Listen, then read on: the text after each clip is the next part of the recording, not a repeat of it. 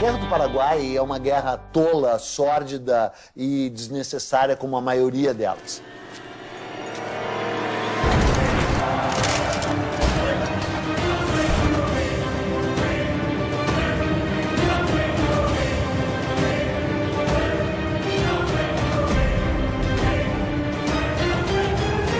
Uma guerra, a primeira vítima é a verdade. Porque a historiografia brasileira a respeito da Guerra do Paraguai era muito vagabunda, praticamente não existia. This is the most devastating war in post-colonial South American history.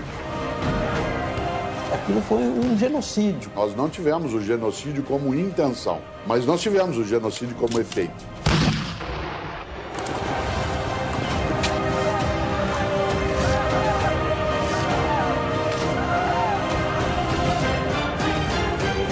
História é escolha.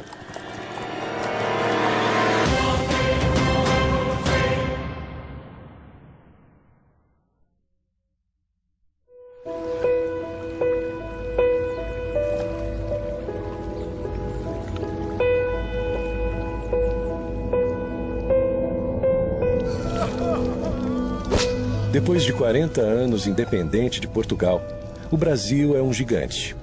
Rural, pobre, analfabeto e escravo.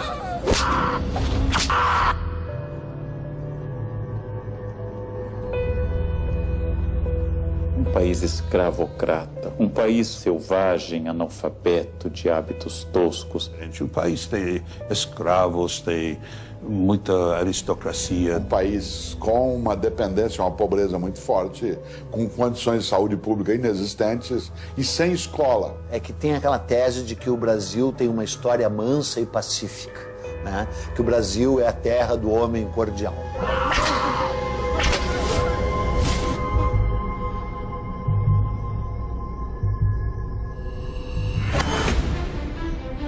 Em 1864, o Brasil é uma monarquia controlada por um homem de 38 anos, que está no trono desde os 14.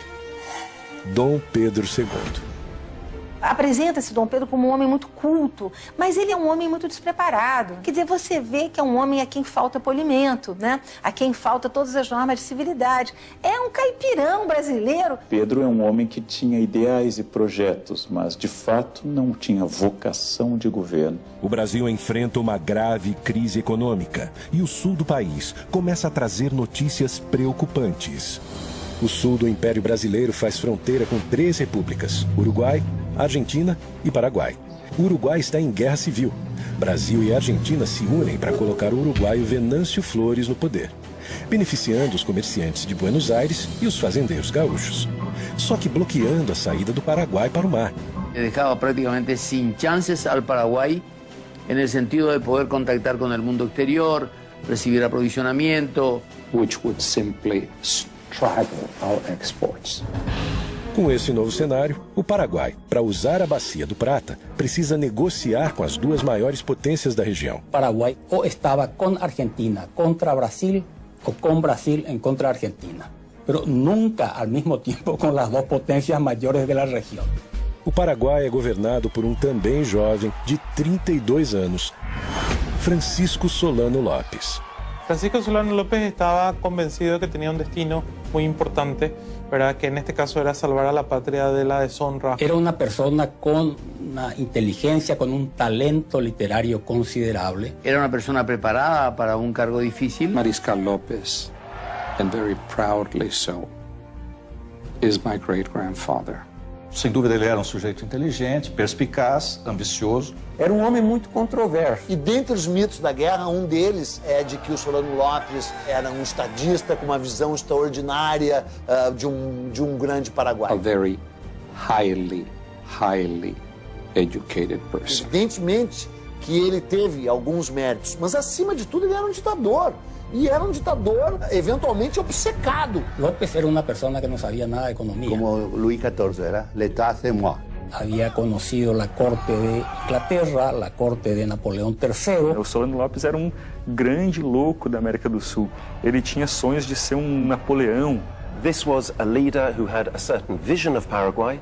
He had a certain vision of his own wisdom and his own strength, which was quite divorced from reality. Mas tu quer me dizer que o cara ia criar um paraíso na Terra, o Solano Lopes? É uma piada, né?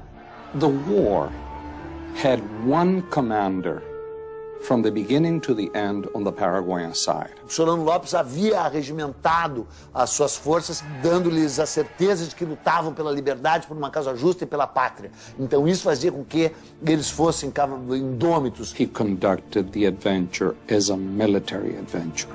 Nos últimos 10 anos, o Paraguai fez seu exército crescer de 10 mil homens para quase 100 mil combatentes. Construiu uma linha férrea, a primeira da América do Sul, para ligar a capital a um campo militar. E também a primeira linha de telégrafo para se comunicar com a sua principal proteção no Rio Paraguai, o Forte de Humaitá.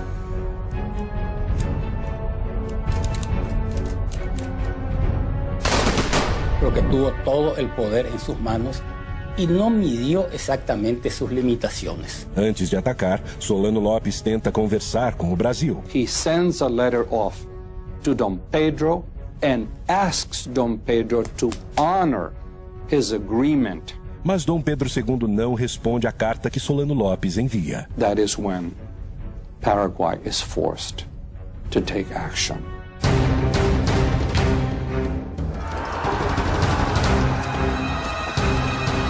Pela primeira vez em sua história independente, o Brasil tem seu território invadido.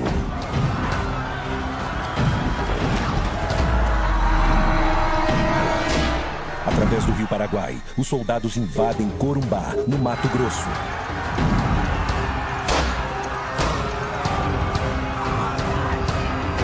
De hecho, los paraguayos cometieron abusos en territorio brasilero y argentino.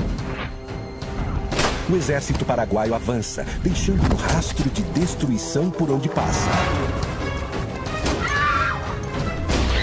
Os generais levam junto as suas esposas, que aproveitam para saquear as casas no caminho. Os invasores paraguaios de Mato Grosso saquearam, levaram a população civil forçada para Assunção, porque o Mato Grosso estava indefeso. Você não tinha força do exército Mato Grosso.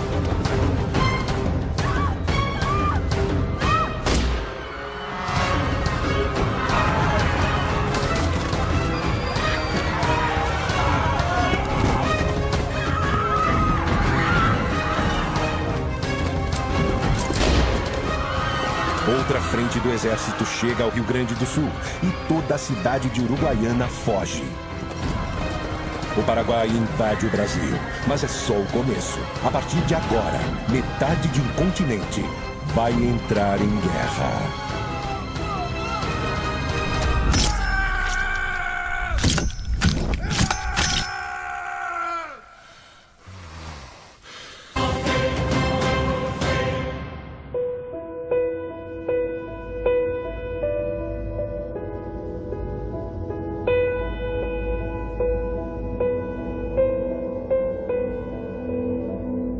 Pressionado pelas tensões políticas do Rio da Prata, Solano Lopes está em guerra com o Brasil. Em 12 de novembro, ele sequestrou o governador do Mato Grosso que passava pelo Rio Paraguai. E no final de dezembro, invadiu, saqueou e dominou cidades do Mato Grosso e do Rio Grande do Sul. Há uma série de especulações e teorias de quais seriam os reais motivos por trás do conflito. Economically speaking, it was the most successful economic story in all of Latin America. In reality, Brazil is already the power. In terms of population, in terms of economy, in terms of resources, Brazil is the power. There was no balance of power. A mí me parece que Paraguay era un mal ejemplo y era un lugar donde no entraban. A história mais maluca de todas da Guerra do Paraguai é esse mito de que o Paraguai era uma potência em crescimento. Eu me pergunto como a gente acreditou por tanto tempo nisso. Porque a historiografia brasileira a respeito da Guerra do Paraguai era muito vagabunda, praticamente não existia. O Paraguai não era um modelo de desenvolvimento para a região. Tinha uma população que era o dobro da do Uruguai, só que o comércio exterior dele era 6 vezes menor. Há uma teoria muito divulgada pela esquerda no governo militar brasileiro de que a Inglaterra tinha medo do crescimento paraguaio e por isso financiou a guerra. Inglaterra está construyendo un imperio mundial y no hay lugar en el planeta que le sea indiferente. Paraguay, as I said, is dependent on British technology. It is dependent on British money. Paraguay had not shut out Britain. Porque Paraguay ha desarrollado una autonomía que el gran imperio británico no puede aceptar. Tenía rasgos de protocomunismo, ¿no? Porque, por ejemplo, distribuyeron tierras a todos los habitantes, casi de estalinismo del siglo XIX, digamos. Allí donde hay la posibilidad de crear un mercado para las mercaderías que fabrica la Revolución Industrial. O mercado consumidor paraguaio não existia. A população não tinha poder aquisitivo, não existia um mercado consumidor. Segundo, mesmo que existisse, qual a lógica de você fazer uma guerra para abrir o mercado consumidor e destruir esse mercado? Não tem lógica. Appetite for some of the wealth that Paraguay had. Isso é ridículo porque o Paraguai não estava se industrializando, não tinha indústria pesada, não tinha nem indústria leve, quer dizer, não tinha indústria. Ponto. A arrecadação anual do Paraguai era de menos de 1 milhão de libras esterlinas. Brasil, Argentina e Uruguai juntos arrecadavam mais de 50 milhões. Argentina had an economy that was dependent on loans, and Brazil had an economy that was dependent on slavery. El imperio brasilero era esclavista, en la República Paraguay también era esclavista. Solo que había menos esclavos en el Paraguay, un porcentaje menor de la población.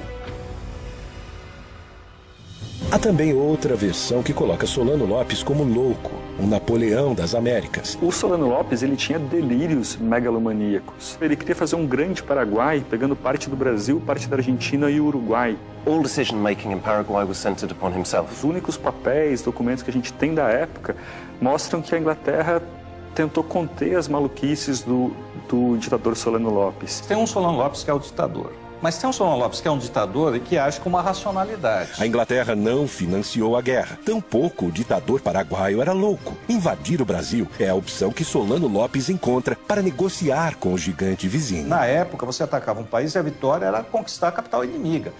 Obviamente, era inviável ao Paraguai conquistar o Rio de Janeiro. Solano Lopes manda seu exército tomar o sul do Mato Grosso, região que quer anexar ao território paraguaio, e o Rio Grande do Sul, para chegar até o Uruguai. Assim, ele tem mais força para negociar com Dom Pedro II e restabelecer a sua saída para o mar. Se ele não invadisse o Brasil, ele não teria causado a guerra. Só que Dom Pedro II não se rende e, em vez de negociar com Lopes, procura Bartolomeu Mitre, presidente da Argentina, e Venâncio Flores, presidente que colocou no poder no Uruguai, e forma, em 1º de maio de 1865, a Tríplice Aliança entre Brasil, Argentina e Uruguai. La Triple Alianza no quería saber absolutamente nada. Había que liquidar a Solano y lo que él representaba.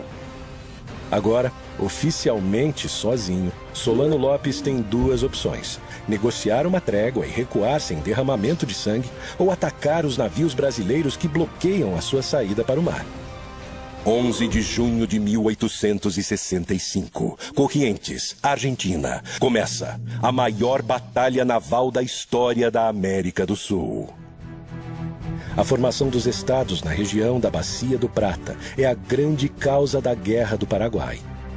A Bacia do Prata é constituída pelas águas dos rios Paraguai, do gigante rio Paraná, que vem do Brasil, e do rio Uruguai.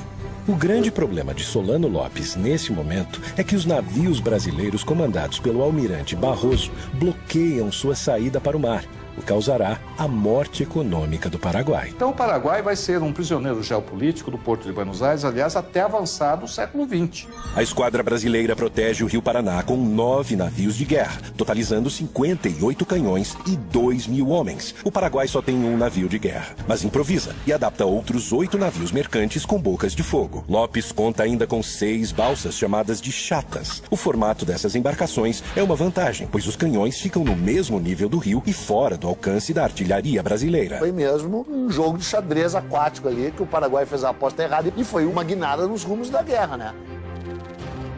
9 navios brasileiros na margem do Riachuelo. 9 navios paraguaios se preparam para a emboscada. O Paraguai prepara canhões na margem do rio e a ordem de Solano Lopes é que seus soldados invadam os navios e capturem a esquadra brasileira para o Paraguai. O Paraguai tinha que acertar 100% e o Brasil errar 100%. Então os navios estavam imobilizados, não tinham como se mover e boa parte da tripulação estava dormindo.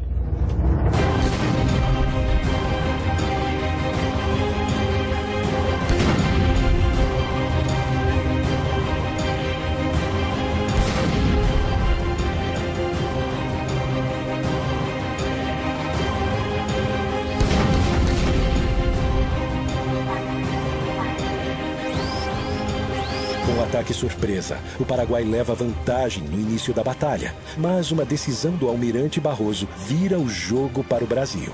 Inspirado pelo Ariete, uma antiga máquina de guerra usada para romper muralhas e fortalezas, Barroso aproveita as embarcações brasileiras revestidas de aço para estraçalhar a esquadra inimiga. Ele parte para cima dos vapores paraguaios e muda o rumo da batalha.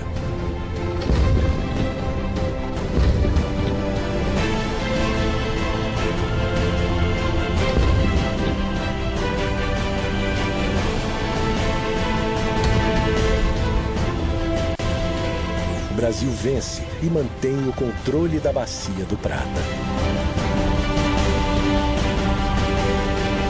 Anos depois, Dom Pedro II manda produzir um quadro épico sobre a batalha. E embora o quadro seja maravilhoso, ele cheira mofo historiograficamente falando, né? Não foi assim que as coisas se passaram ali. Toda a história é fabricada. O Dom Pedro espertamente tentou fabricar a história brasileira, a sua versão oficial, que a gente continua acreditando até hoje, né? Saldo da Batalha do Riachuelo.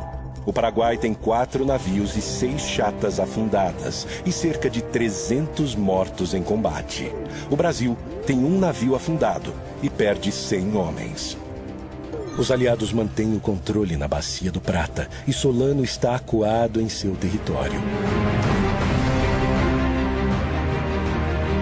Solano começa a perder o controle da situação.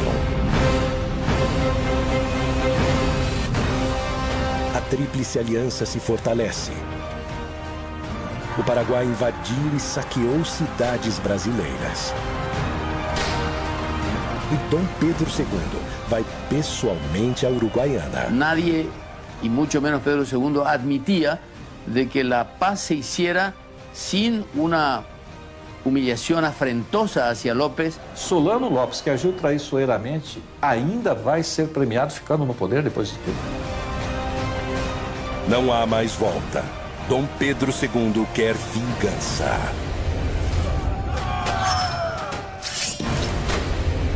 Quem vai invadir o Paraguai agora é o Brasil. Para completar o exército brasileiro, Dom Pedro II cria a campanha Voluntários da Pátria, homens que se alistam para lutar no Paraguai. Então, além de tudo, é uma guerra lutada por ex-escravos, escravos libertos, indígenas e voluntários da pátria, né? Porque voluntários da pátria é uma piada sensacional, né? O próprio imperador se nomeia voluntário da pátria número 1. Mas todos esperavam que fosse uma guerra como tinha sido sempre, né? Durava alguns meses e aí acabava. Quando a guerra se estendeu, as condições difíceis, não tinha perspectiva de fim. Então aí realmente a resistência à guerra foi muito grande. E esses soldados iam sem nenhuma preparação. Iam para a guerra assim como bucha de canhão, porque eram muitos, podiam morrer. Quem quer ir a uma guerra que não significa nada, que nunca escuchó hablar de algo que se llama Paraguay, hay que colocarse en la mentalidad del pueblo de aquella época. Es lo que se llamaba, en castellano se llama carne de cañón. Que muitos desses voluntários da pátria não eram exatamente voluntários, vinham agrilhoados, né? Vinham presos e aí eram apresentados como voluntários da pátria. Muitos dos cativos eram vendidos para substituir o branco que não queria ir lutar. Quer dizer, do momento que você pudesse comprar um escravo que fosse lutar no seu lugar, estava bem representado. Se você manda um escravo para a guerra, não é preciso dizer como é que o escravo era tratado no Brasil. Qual é a disposição que esse escravo tem em morrer pelo Brasil? Na Argentina, um problema ainda mais grave. Os governantes de Buenos Aires ordenam a toda a população pobre que entre na guerra. En la resistencia del pueblo argentino a ir a la guerra del Paraguay, murió más gente aquí adentro que en el frente de batalla. A população das províncias mais afastadas se nega a ir lutar em nome do povo argentino. En ese momento histórico, no se puede hablar de pueblo argentino. Se puede hablar de diferentes identidades regionales, sanjuaninos, mendocinos, entrerrianos, etc.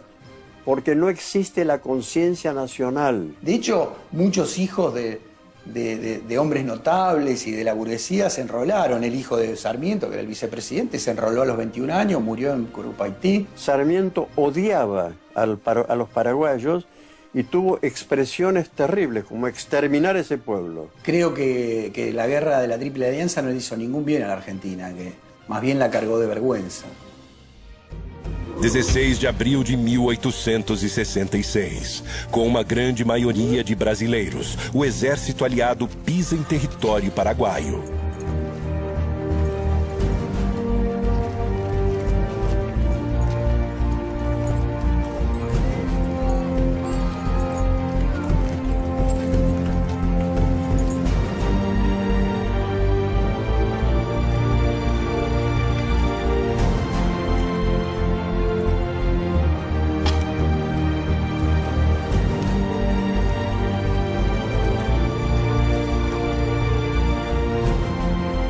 O Brasil, sem sofrer resistência, monta seu acampamento militar.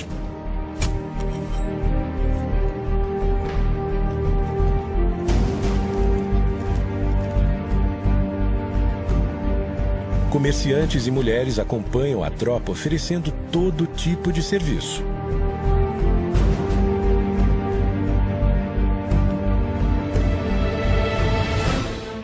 Mas o Paraguai não se rende e quer expulsar os invasores.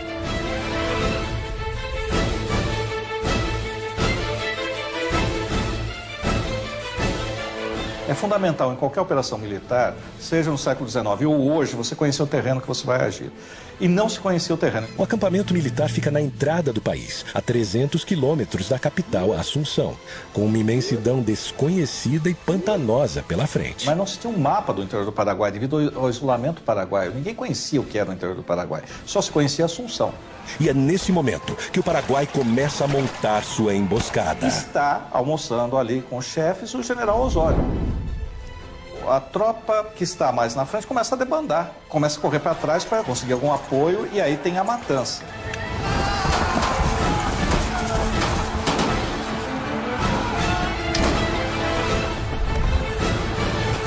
Em 24 de maio de 1866, os paraguaios invadem o acampamento brasileiro. E tem início a maior batalha da Guerra do Paraguai, a Batalha de Tuiuti.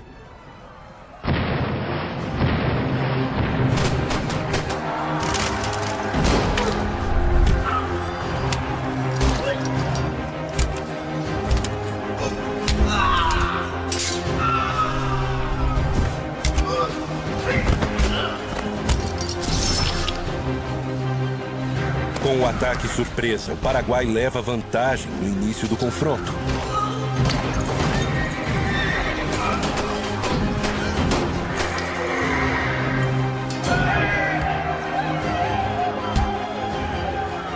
Solano Lopes manda 3 tropas atacarem simultaneamente, uma frontal e 2 pelos flancos.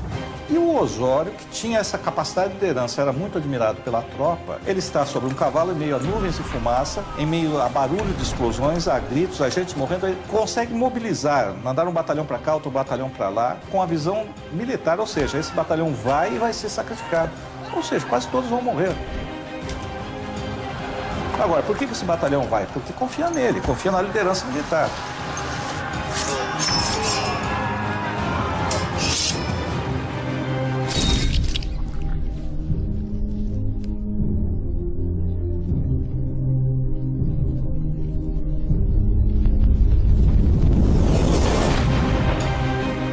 Então ele consegue distribuir e consegue reverter a guerra. Que o centro da resistência aliada vai ser os canhões da artilharia que estão colocados um pouco à frente do quartel-general.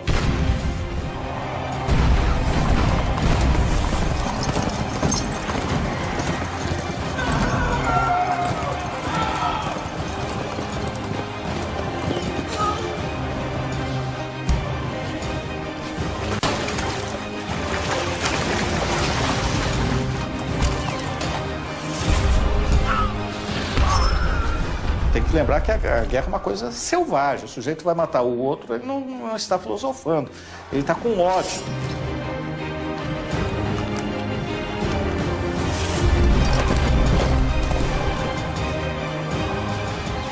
mas ali morrendo no charco, morrendo no pântano, chafurdando, literalmente chafurdando, estavam povos e etnias que não tinham nada a ver com aquilo diretamente.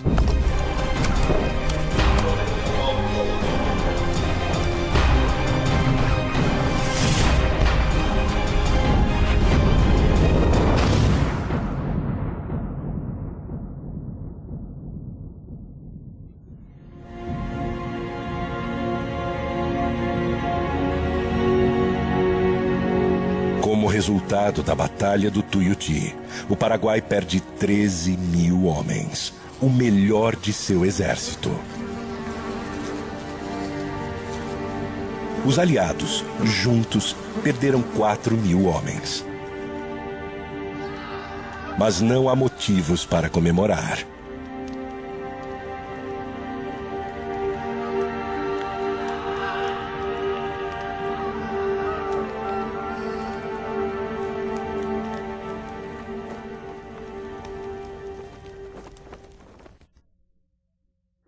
Setembro de 1866.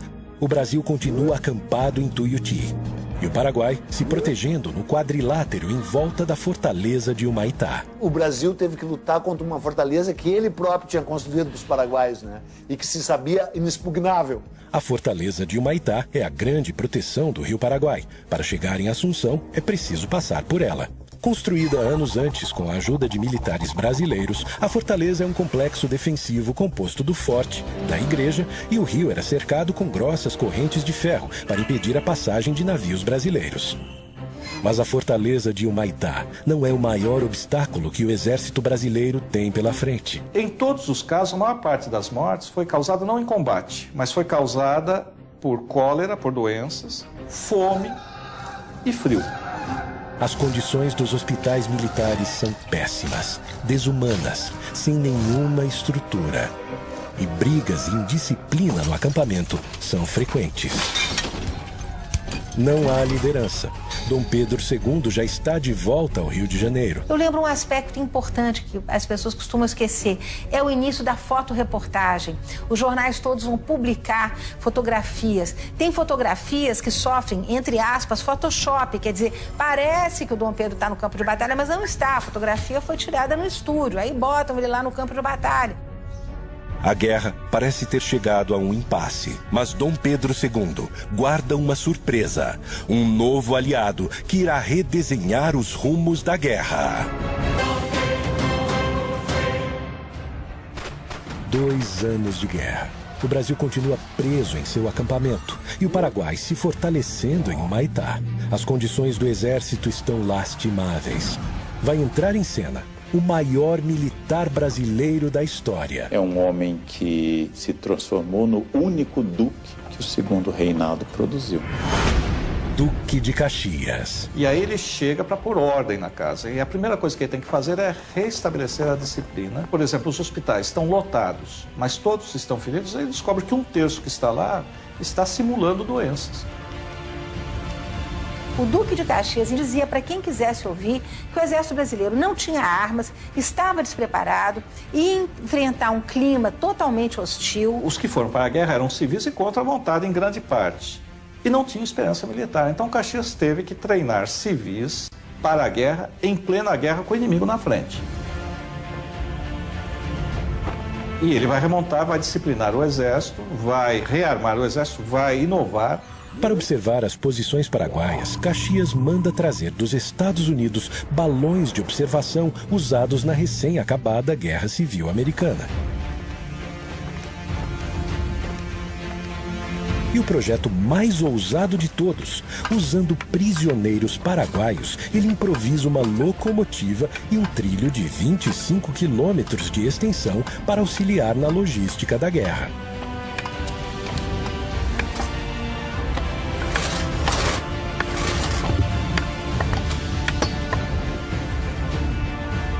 Vai começar a série de batalhas conhecida no Brasil como Dezembrada e no Paraguai como Dezembro Negro.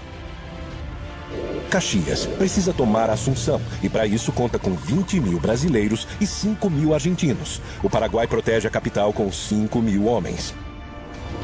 A esquadra brasileira derruba a fortaleza de Humaitá. Foi uma batalha terrível por uma fortificação que a engenharia militar brasileira cedeu ao Paraguai anos antes, já naquele barril de pólvora que era aquela bacia do Prata inteira ali, né? Às margens do rio Itororó, a primeira batalha que o Paraguai resiste bravamente. Quem ataca nessa guerra até um determinado momento leva desvantagem. Porque o terreno não era favorável ao ataque, era favorável à defesa. 5 dias depois, Caxias avança sobre o rio Havaí, numa batalha épica, retratada posteriormente por Pedro Américo. Por fim, em Lomas Valentinas, Caxias destrói o que resta do exército paraguaio. Depois de um tempo, virou a guerra do Brasil contra o Paraguai. E o Brasil a manteve deliberadamente. 1º de janeiro de 1869, Caxias toma a capital Assunção. Mas a cada investida de Caxias, Solano foge, montando acampamento com seus filhos e sua esposa, Elisa Lynch. A irlandesa Elisa Lynch é a primeira dama do Paraguai. Ela acompanha Solano Lopes em quase todos os momentos da guerra. Ajuda com suas habilidades de enfermagem, mas não abre mão do seu luxo, nem nos acampamentos militares. Se conhecia o arte del buen vivir, la frivolidad, las expresiones estético-culturales, etc.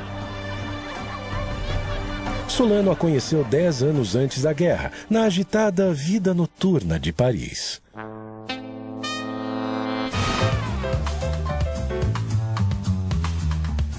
Solano Lopes era o jovem diplomático mais rico em Paris.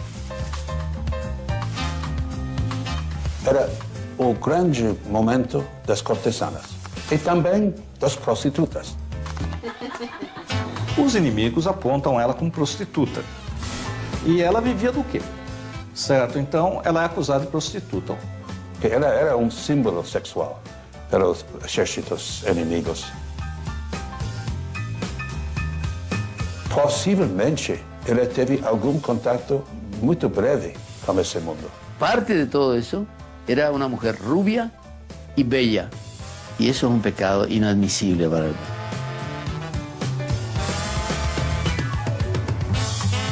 Até onde a gente sabe, Solano Lopes não teve uma relação de fidelidade com ela, não foi uma relação de monogamia.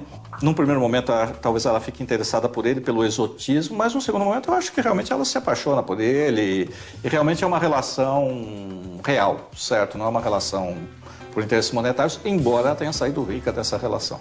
Anos depois da guerra, Elisa escreve um manifesto onde se defende das acusações sobre o seu passado.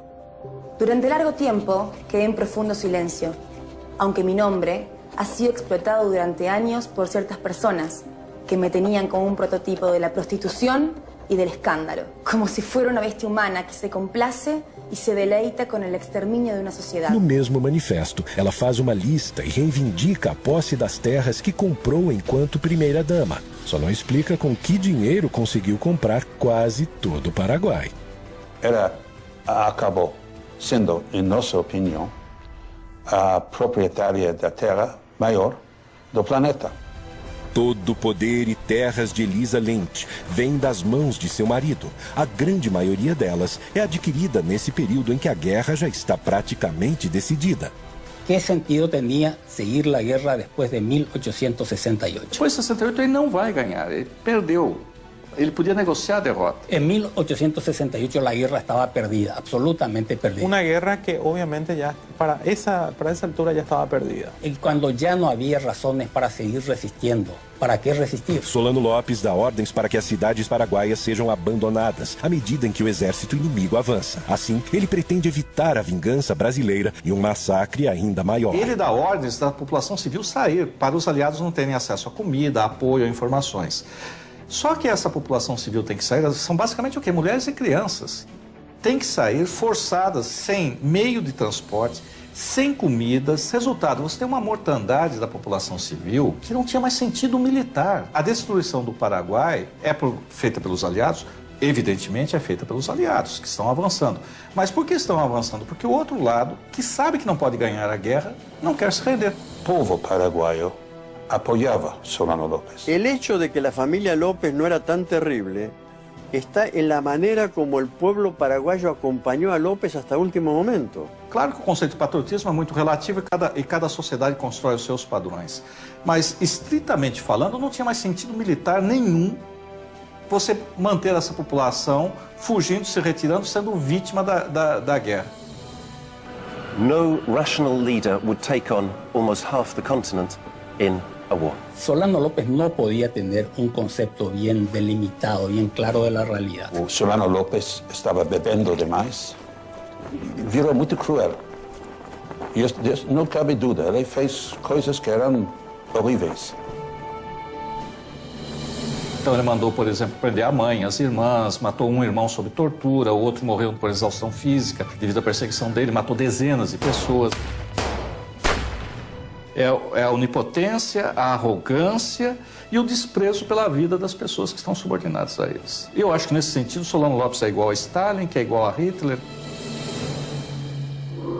Janeiro de 1869.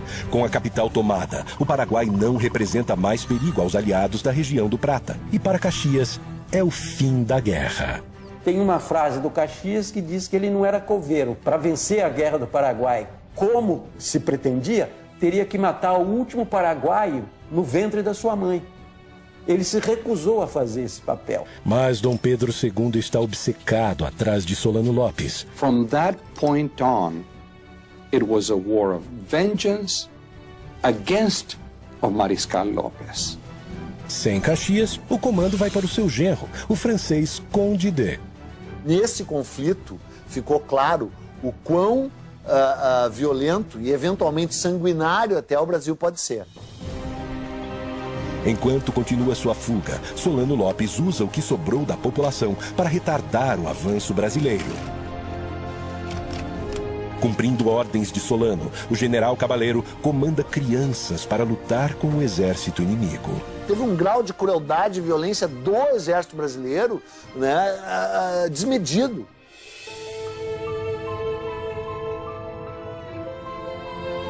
Y porque ella era la última reserva, no tenía más hombres. Paraguay no tenía hombres.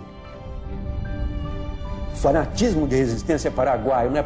Manda crianças para lutar contra o exército e de como esse exército aceita a luta e mata essas crianças. Dice que esos niños de Acostañú fueron el escudo para proteger a Solano López. Eso demoró el avance del ejército aliado. Y sí, fue eso. Cabaleiro prestava contas diretamente a Solano López. As crianças, 12, 13, 14 anos, no meio do mato, estavam com barbas postiças para parecer adultos para amedrontar a tropa que vinha, que era uma tropa basicamente brasileira. Es una situación de locura generalizada, solo atribuible a este tipo de guerras, ¿no? Los niños de antes, o de hace 100 años, y en 150 años, y en esas circunstancias, son diferentes. Ciertamente, a los 14 años, muchos niños se alistaban, que los niños se iniciaban sexualmente cuando se desarrollaban, y era natural, digamos. 16 de agosto de 1869, a última grande batalha da Guerra do Paraguai. A Batalha de Acostañú. 4.000 homens do exército brasileiro massacraram cerca de 200 mulheres e crianças. Então, quando a tropa chega em cima, é uma tropa que está lutando há 4 anos e meio. Chega sobre essas pessoas, não dá tempo de saber se era criança ou não, e quando sabe que é criança, já está envolvido e aí é a matança. En la guerra se aplicó una crueldad inútil para niños indefensos y además de indefensos, absolutamente desnutridos, casi en estado de inanición. Quem envia crianças para uma guerra contra soldados profissionais, o que pode ocorrer? Agora, no momento em que ele está ali, ou a tropa de infantaria chega e olha e vê uma criança que não tem condições de erguer um rifle, também não deveria atirar. O Solano colocou crianças na linha de frente para retardar o avanço brasileiro. O Conde D avançou sobre crianças, matou mulheres, matou velhos. En realidad los niños no fueron a la guerra vino hasta los niños.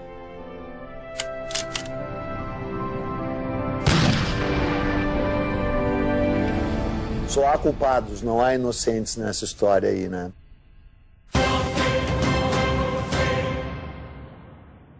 O Brasil queria garantir a sua navegação nos rios do Prata.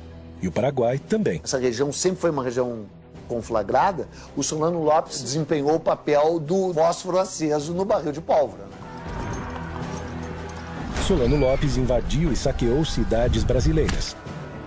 Dom Pedro II quis se vingar. Dom Pedro, como se dizia na época, era uma luva de veludo escondendo uma mão de ferro. Batalhas nos rios, no pântano, contra todo tipo de adversário. E agora, o Paraguai está devastado. En una matanza absolutamente inútil que diezmó al pueblo paraguayo absolutamente.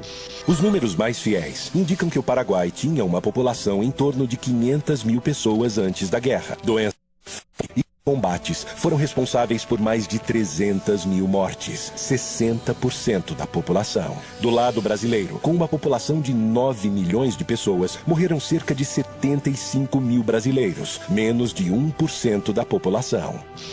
Toda a força dos países aliados destruiu o pouco que esse país agrário tinha. O nosso exército cometeu aquilo que eu chamei de genocídio. Tecnicamente pode até não ser, mas na prática, no sentimento que a gente tem e nos números da mortandade provocada, aquilo foi um genocídio. Olha, genocídio é forte demais, né? Embora se assemelhe a isso, né? Genocídio é uma coisa, massacre é outra. Fue realmente una catástrofe demográfica. Estamos hablando de 300.000 personas, ¿verdad? 3 de cada 5 paraguayos murió a lo largo de 6 años. Quer dizer, o Paraguai é o maior perdedor, sem dúvida nenhuma. História é escolha.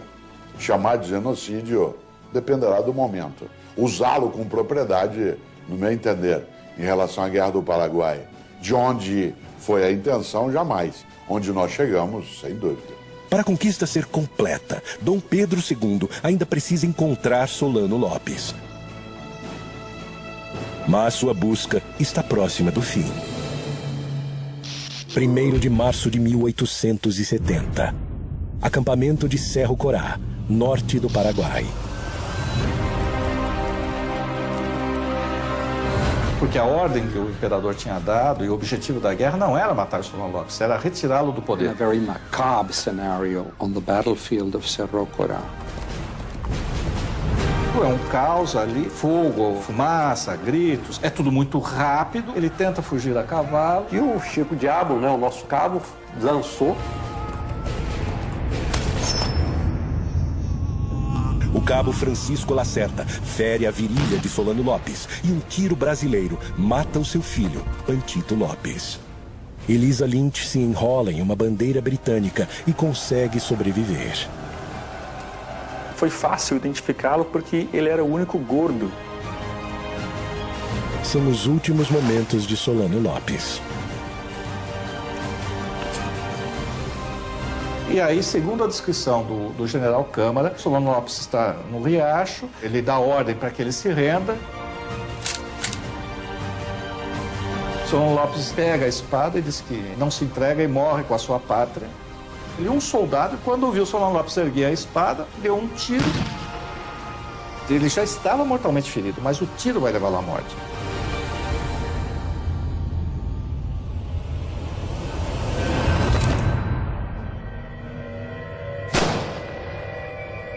Um verdadeiro patriota leva a sua pátria ao fim. Faltava perguntar se a pátria queria morrer com ele. E chega ao fim a Guerra do Paraguai. General Câmara leva a honra de capturar o ditador. Também leva a irmã de Solano Lopes e tem com ela uma filha. General Bernardino Cabaleiro agora se alia aos brasileiros, passa um tempo morando no Rio de Janeiro e volta para ser presidente do Paraguai, fundador do Partido Colorado, o mesmo partido que em 2015 governa o Paraguai. Elisa Lynch é bem tratada pelo exército brasileiro, volta a Paris e morre anos depois, sem conseguir recuperar suas terras. Hoje, Elisa é Madame Lynch, heroína do povo paraguaio. Apesar de ganhar a guerra, Dom Pedro II não saiu vitorioso. Afundou o Brasil em dívidas com bancos europeus e ainda fortaleceu o exército brasileiro, que na década seguinte, liderado por ilustres participantes da Guerra do Paraguai, transformaria o país em uma república, tomando o poder do imperador.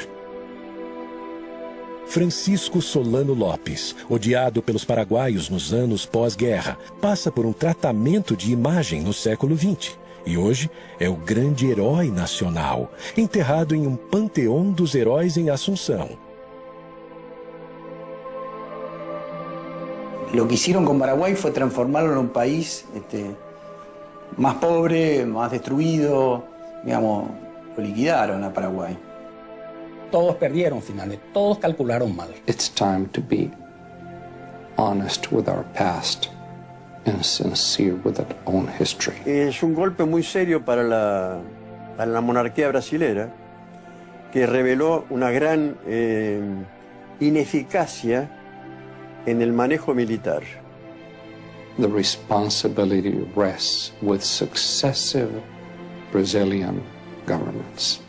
É uma página sórdida da história do exército brasileiro. Não foi uma guerra em defesa da liberdade, não foi uma guerra para salvar a honra do Brasil. Os nossos soldados não foram heróis. Brasil, Argentina, Uruguai e Paraguai resolveram com ódio e sangue inocente suas questões econômicas. Será que o tempo foi capaz de apagar todas as marcas?